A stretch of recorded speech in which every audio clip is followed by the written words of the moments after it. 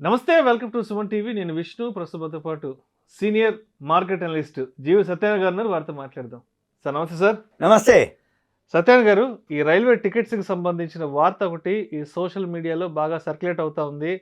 Railway ప్రయాణికులకు good news, ఇక నుంచి టికెట్ కన్ఫర్మ్ చేసుకున్నాకే డబ్బులు అంటూ కూడా వార్త ఒకటి వైరల్ అవుతోంది. ఏంటి అసలు ఈ వార్త? తాకట్టులో ఉన్న బంగారాన్ని విడిపించి ఆ రోజు ఆన్లైన్ రేటుకే మేము కొంటాం. Sharma gold company. ఓకే, ఇప్పుడు జనరల్గా ఏం జరుగుద్ది, రైల్వే అనేది చౌకైన సాధనం, అంటే రవాణా సాధనం ఒకటి. అందుకనే ఎక్కువ శాతం మంది రైల్వేలో జర్నీ చేయడం జరుగుతుంది. మిగిలిన వాటితో పోలిస్తే ఖర్చు తక్కువ, మనకి సేఫ్టీ విధంగా కానీ వేరే విధంగా కానీ మధ్యతరగతి వాళ్ళకి కానీ ఎవరికైనా అందుబాటులో ఉండేటటువంటి రవాణా వ్యవస్థ. అందుకని రైల్వేలు ఉంటాయి. అయితే ఈ రైల్వేలో కొన్ని మైనస్ పాయింట్లు కూడా ఉంటుంటాయి. ఎందుకోసం అంటే మనకి టికెట్లు దొరకవు. అంటే బస్సుల మాదిరి బస్ స్టాండ్ పోగానే ఏ బస్సు అయితే ఆ బస్సు ఎక్కొచ్చు. రైల్వేకి అట్లా ఉండదు. అంటే ముందే రిజర్వేషన్ చేసుకోవాలి, ముందే బుక్ అయిపోతాయి. మళ్ళీ జనరల్ బోగీలు ఏవో ఉంటాయి, కానీ అవి మనం ఎక్కేంత అంటే కష్టపడాలి, సౌకర్యంగా ఉండదు. కరెక్ట్. అందుకని ఎక్కువ శాతం ఈ రైల్వే మంచిదే. కానీ మీరు అన్నట్టు ఇప్పుడు జరిగేది ఏంటిది అంటే మైనస్ పాయింట్లు కూడా ఉంటుంటాయి. మైనస్ పాయింట్లు అంటే ఏంటి, మనం టికెట్ బుక్ చేసుకున్నాం, సపోజ్ టికెట్ కన్ఫామ్ అయింది, బెర్త్ కన్ఫామ్ కాలేదు, లేకపోతే క్యాన్సిల్ చేసుకున్నాం. ముందు పైసలు కట్ అవుతాయి, తర్వాతను మనకి పైసలు లేట్గా వస్తాయి, అంటే మళ్ళీ మనకి జమ కావటం. లేదు, నువ్వు క్యాన్సిల్ చేసుకున్నావు, మళ్ళీ పైసలు తర్వాత వస్తాయి. ముందు మన పైసలు కట్ అవుతాయి. ఒకవేళ ఆర్ఏసీ ఉంటుంది, అంటే సీట్ కన్ఫామ్ కాదు, కానీ మళ్ళీ ఒకవేళ నువ్వు క్యాన్సిల్ చేసుకున్నావు. ఈ టైంని బట్టి ఇవన్నీ జరుగుతూ ఉంటాయి.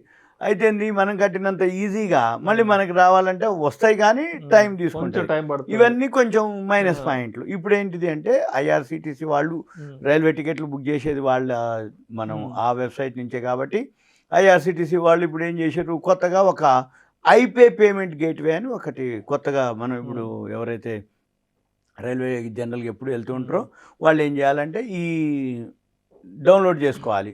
ఏది ఐపే పేమెంట్ గేట్వేని డౌన్లోడ్ చేసుకుంటే దాంట్లో వల్ల ఏమిటి అంటే ఇప్పుడు మీకు టికెట్ కానీ సీట్ కానీ అన్నీ కన్ఫామ్ అయింది, పైసలు తీసుకోదు.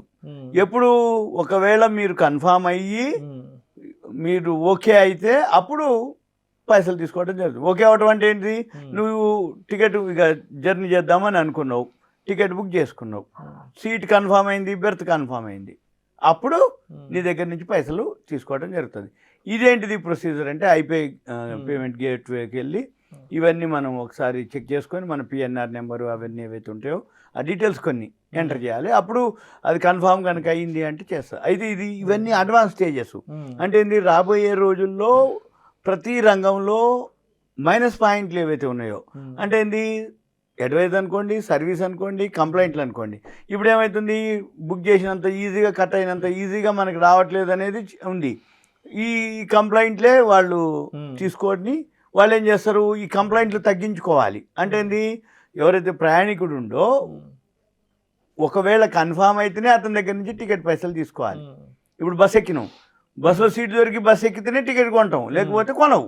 ఇది కూడా అలానే ఉండాలి అనే పద్ధతి అనమాట. అంటే ఇవన్నీ జరగడం వల్ల ఏమవుతుందంటే మన పైసలు పోతాయి, ఒకవేళ కన్ఫామ్ అయితేనే మన పైసలు పోతాయి, లేకపోతే పోవు అనేది అడ్వాన్స్ అనమాట. ఇది చాలా చాలా ఉపయోగపడేవి. ఇలానే ఇంకా మునుముందు, అంటే ఉదాహరణకి ఇప్పుడు ఐఆర్సిటీసీ ద్వారా అంతకుముందు ఫుడ్ సరిగా లేదనుకోండి, క్వాలిటీ లేదన్నా కానీ ఇది కంప్లైంట్ల కింద తీసుకోవటం, అంతకుముందు బయట వాళ్ళకి ఇచ్చేది. ఇప్పుడు వాటర్ కార్డ్ ఎక్కువ అంతకుముందు ప్రాబ్లం ఉండేది, అంటే నీళ్లు మంచిగా ఉండవు అని అయ్యి అనేది. ఇప్పుడు ఏంది, రైల్ నీరు అని వాళ్ళే తయారు చేసి తక్కువ రేటుకి మనకి ఇవ్వటం, క్వాలిటీ ఇవ్వటం. వాటర్ బాటిల్ 15 ఉంటుంది, ఎంఆర్పి 15 ఉంటుంది.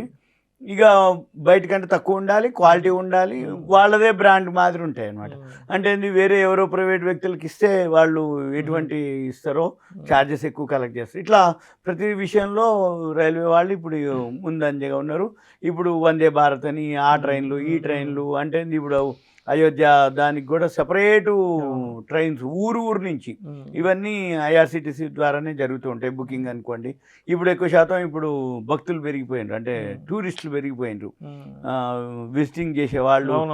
చేసేటప్పుడు ఏమవుతుంది, బుక్ చేసుకోవటం, మళ్ళీ వెయిటింగ్ లిస్ట్ ఉండటం అవన్నీ లేకుండా ఎప్పుడు కన్ఫామ్ అయిపోతే అప్పుడే మనకి అమౌంట్ పోవటం వల్ల ఏమవుతుందంటే టికెట్ ఓకే అయితేనే మనకు పైసలు పోతాయి, లేకపోతే మన పైసలు మన దగ్గరే ఉంటాయి అన్నమాట. ఇది ఒకటి, ఈ యాప్ ఒకటి మాత్రం మనం అది డౌన్లోడ్ చేసుకొని ఐఆర్సిటీసీ నుంచి పేమెంట్ గేట్వే ఉంటుంది.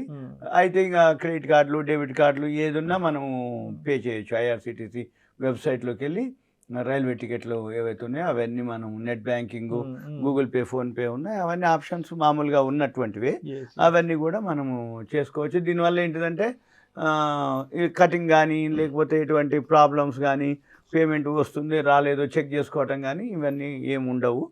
దీని మీద మనోళ్ళు కూడా కొంచెం ఓకే అంటే పైసలు పోవు, లేట్ కావు, క్లియర్ అంటే టికెట్ దొరికింది నీ పైసలు పోయినాయి, దొరకలేదు కన్ఫామ్ కాలేదు నీ పైసలు పోవు. ఇది గుడ్ న్యూస్. ఇంకా చాలా చాలా మార్పులు చేస్తూ ఉంటారు.